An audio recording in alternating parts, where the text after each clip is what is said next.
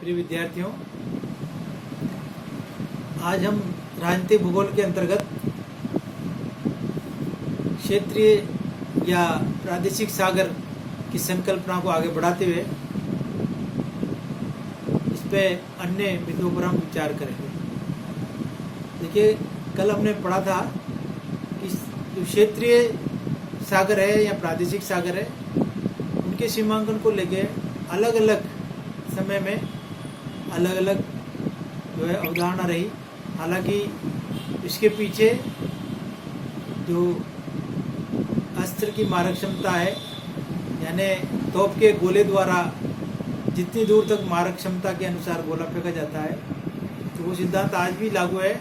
लेकिन फिर भी अलग अलग देशों ने अपने क्षेत्रीय सागर की सीमा को अलग अलग रूप से मतलब जैसे मान रखा है। यहाँ तालिका में बताया गया है, जैसे 6 किलोमीटर जो क्षेत्रीय सागर है, सीमा है, वो नॉर्वे, स्वीडन और फिनलैंड देशों के बीच में 6 किलोमीटर की जो क्षेत्रीय सागर सीमा है वो मान्य है। इसी तरह से 8 किलोमीटर तक की जो क्षेत्रीय सागर सीमा है वो कंबोडिया देश है, वो 8 किलोमीटर की क्षेत्रीय सागर की सीमा को मानता है।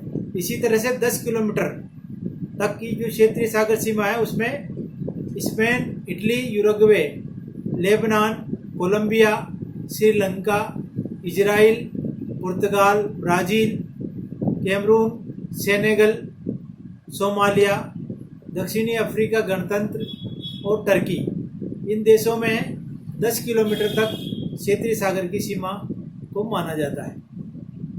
14 किलोमीटर तक है जो मेक्सिको देश जो है वो 14 किलोमीटर की सागरीय सीमा को मानता है। 16 किलोमीटर युगोस्लाविया एक देश है, वो 16 किलोमीटर की क्षेत्रीय सागर सीमा को मानता है। इसी तरह से 19 किलोमीटर की क्षेत्रीय सागरीय सीमा Albania, Algeria, Bulgaria, Cyprus, Ethiopia, Ghana, Guatemala, Bharat, Indonesia, Iran, Iraq, Libya, Madagascar, Nigeria, Pakistan, Romania, Saudi Arab, Sierra Leone, Soviet संघ जो अब रूस है, मिस्र और वेनेजुएला, ये जो है ये देश 19 किलोमीटर की सागरीय सीमा को मानते हैं।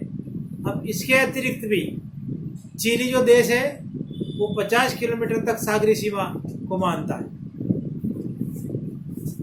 तथा इक्वेडोर और एल साल्वाडोर जो है ये भी 50 किलोमीटर की इक्वेडोर और एल साल्वाडोर और पनामा ये 220 किलोमीटर क्षेत्रीय सागरीय सीमा को मानते हैं। तो इस प्रकार से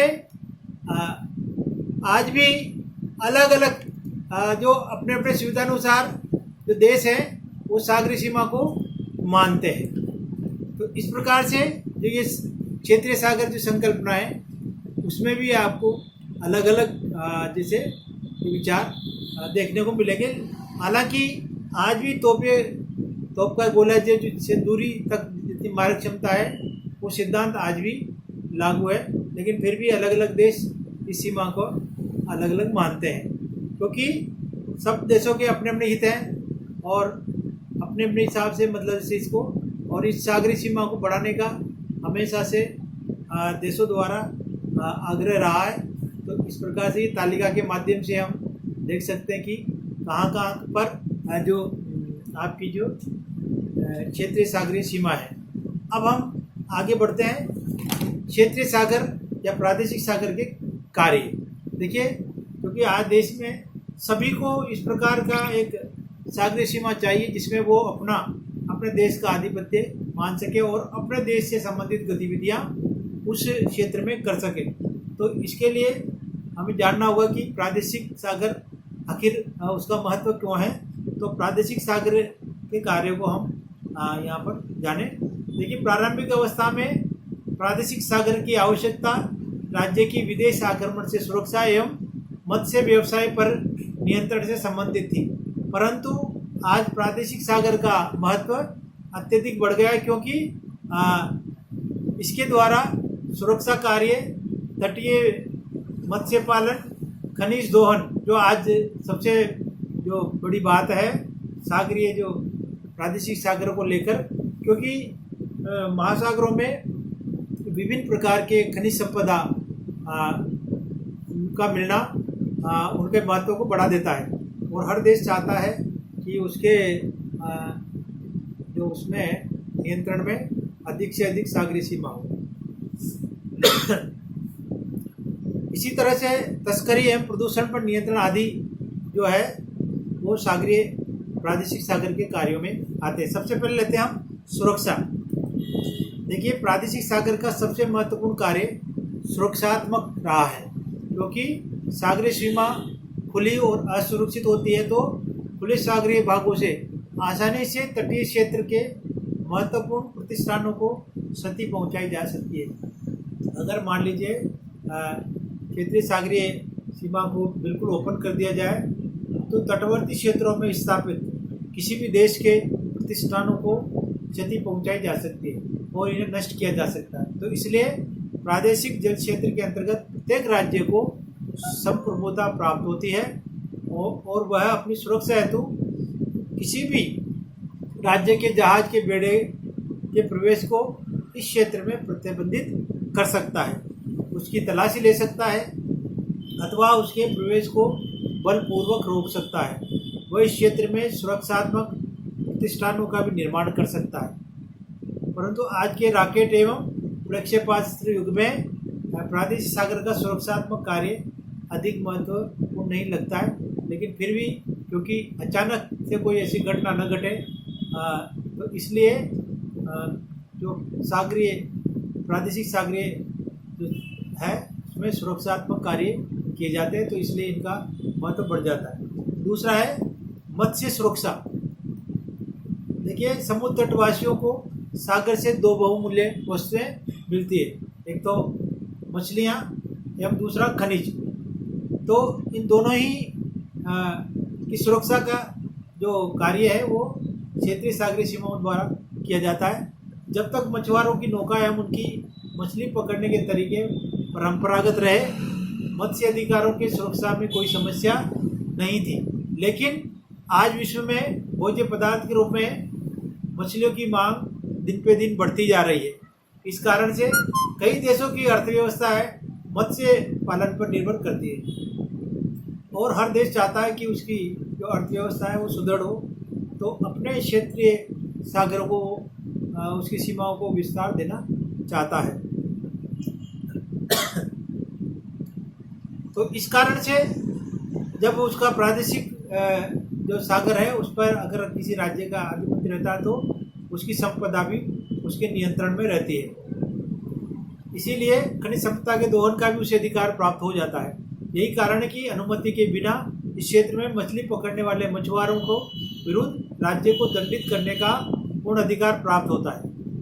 पश्चिमी यूरोप के तटीय नगरों में इस प्रकार के अनेक मुकदमे मिल जाएंगे, परंतु कभी कभी जो राज्य है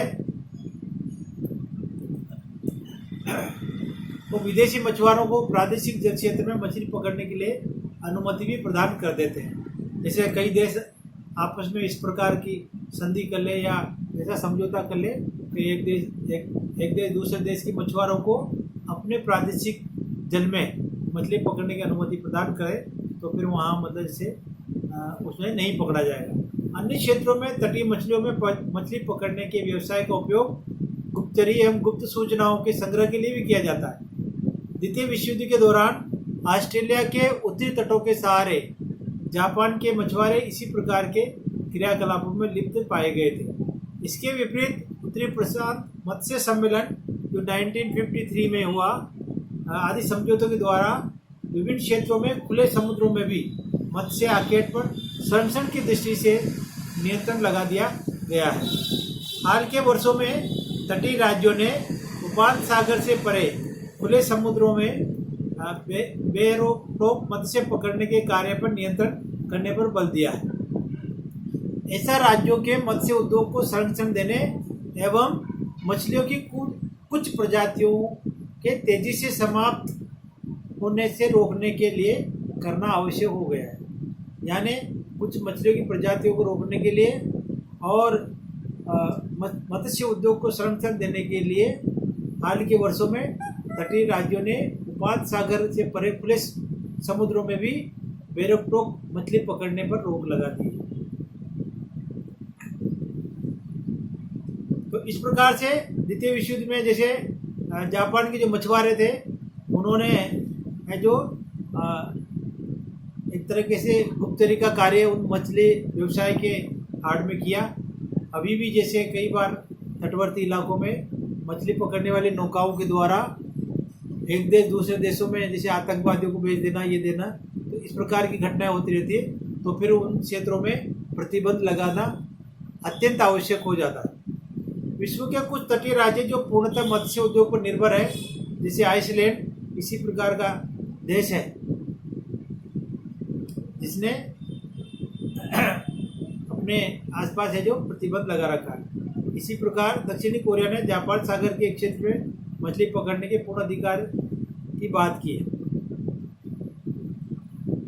तो इस प्रकार से मत्स्य को सुरक्षा देने का कार्य भी ये जो क्षेत्रीय सागरीय होते हैं वो करते हैं। अब है खनिज सुरक्षा। देखिए, प्रादेशिक सागर विशेषकर महाद्वीपीय मग्न तट खनिजों की दृष्टि से संपन्न क्षेत्र माने जाते हैं, क्योंकि महाद्वीप में जो मग्न तट स्थल के ही बड़े भाग हैं उन पर सभी खनिजों के पाए जाने की संभावना है जो स्थल भाग में पाए जाते हैं। आज जब स्थल पर ये खनिज धीरे धीरे समाप्त हो रहे हैं तो वैज्ञानिक सागर से इनके दोहन की योजनाएं बना रहे हैं। विश्व के कई मग्न तटीय क्षेत्रों से खनिज तेल निकाला जा रहा है। भारत में भी बम्बई हाई और कृष्णा गोदावरी बेसिन ऐसे ही प्रादेशिक सागर में स्थित अब तटीय क्षेत्र हैं जहां से खनिज तेल एवं प्राकृतिक गैस का उत्पादन किया जा रहा है। तो खनिजों की इस बढ़ती संभावनाओं को देखते हुए विश्व के अधिकांश देश विस्तृत प्रादेशिक सागरीय एवं मग्न तटीय क्षेत्र पर अपना एकांतिक अधिकार प्राप्त करने का प्रयास कर रहे हैं। मतलब से खनिजों को लेकर वर्तमान में जो नीति है उसमें अधिकांश देश ये चाहते हैं कि जैसे वो सागरीय इन क्षेत्रीय सागरों से अधिक खनिज संपदा का भी दोहन कर सके, तो वो उन पर एकाधिकार करना चाहते हैं। इसलिए जो खनिज सुरक्षा की दृष्टि से भी सागरीय क्षेत्रों का महत्व बढ़ जाता है।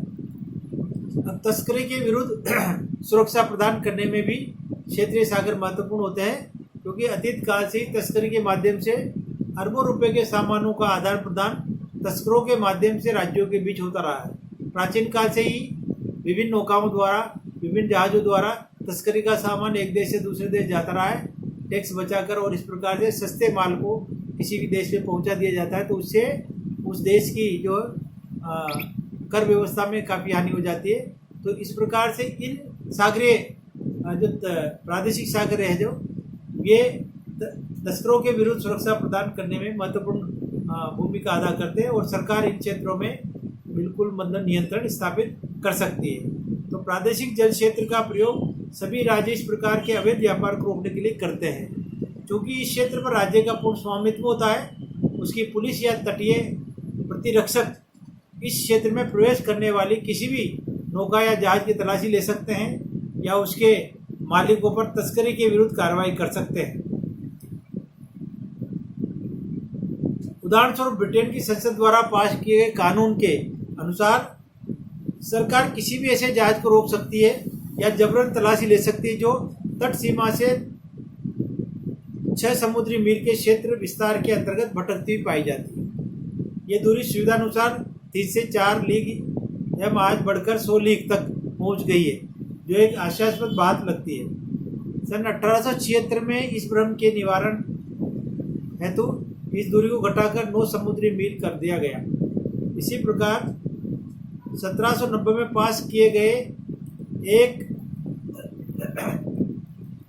कानून के अनुसार संयुक्त राज्य अमेरिका 4 लीग यानी 12 समुद्री मील के सागर तट के अंतर्गत किसी भी जहाज की तलाशी ले सकता है। स्पेन ने सन 1874-75 में इस क्षेत्र का विस्तार कर 6 समुद्री मील मानते हुए इसे सुरक्षा मेखला से सर्वथा अलग राजस्व मेखला की संज्ञा दी है। यानी राजस्व मेखला यानी इस क्षेत्र में कोई भी बाहरी नौका या बाहरी कोई जहाज मिलता है तो उस पर वो कर लगा सकते हैं, उनसे टैक्स ले सकते हैं। तो इस प्रकार से इसको राजस्व मेखला नाम दिया गया। यद्यपि इन दोनों मेखलाओं के बारे में विश्व के देशों में पर्याप्त मत विभेद है, परंतु करीब करीब सभी इस बात से सहमत है कि राजस्व मेखला की सीमा प्रभावी प्रादेशिक जल क्षेत्र की सीमा से कुछ अधिक होनी चाहिए। और आखिर में प्रदूषण नियंत्रण एवं सफाई। देखिए, प्रादेशिक सागरों का सफाई एवं स्वास्थ्य की दृष्टि से भी महत्व है। इस क्षेत्र में आने वाले जहाज़ों के यात्रियों के स्वास्थ्य की जांच की जा सकती है एवं उन्हें छुआछूत आदि बीमारी होने पर दूर रखा जा सकता है। इसी प्रकार प्रादेशिक जल क्षेत्र में प्रदूषण नियंत्रण हेतु पेट्रोलियम आदि प्रदूषक पदार्थों के विसर्जन पर रोक लगाई जा सकती है, ताकि मत्स्य क्षेत्रों एवं समुद्री जीवों पर इनका कोई प्रतिकूल प्रभाव न पड़े। कोई क्षेत्र से जहाज गुजरता है तो उस पर इस प्रकार का नियंत्रण लगा सकते हैं कि वो वहाँ के पर्यावरण को प्रदूषित न करे, कोई इस प्रकार का दूषित पदार्थ समुद्र में न डाले जिससे वहाँ के वन्य जीवों को या वहाँ के तटवर्ती क्षेत्रों में कोई इस प्रकार का प्रदूषण फैले। तो इस प्रकार से प्रदूषण नियंत्रण एवं सफाई के लिए भी ये जो क्षेत्र है यहाँ पर कानूनी व्यवस्थाएं होती है। तो इस प्रकार से ये प्रादेशिक क्षेत्रों, प्रादेशिक महासागर है या क्षेत्रीय सागर है, इनका महत्व अत्यधिक बढ़ जाता है। धन्यवाद। अगला इसी से संबंधित आगे वीडियो।